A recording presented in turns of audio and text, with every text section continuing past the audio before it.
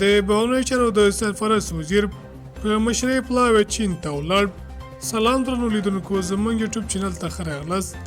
د بهرنیو چارو وزارت سرپرست وزیر په مشرۍ پلاوی د چین ولسي جمهوریت په رسمي بلنه د ټرانس مالیا فورم په درېیمه ناسته کې د ګډون لپاره دغه هیواد ته روان شو.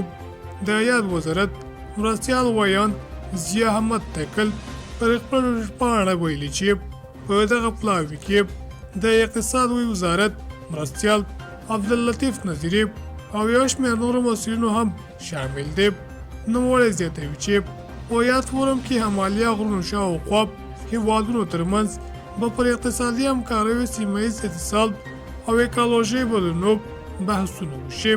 تکل وویل چې د بهرنیو چارو وزیر او مال پلاوی به د یاد فورم په څنګ کې د چین ولسي جمهوریت د بهرنیو چارو وزیر او نورو هیوادونو له اساسو سره د دوه اړخیزو ناستې هم ولري.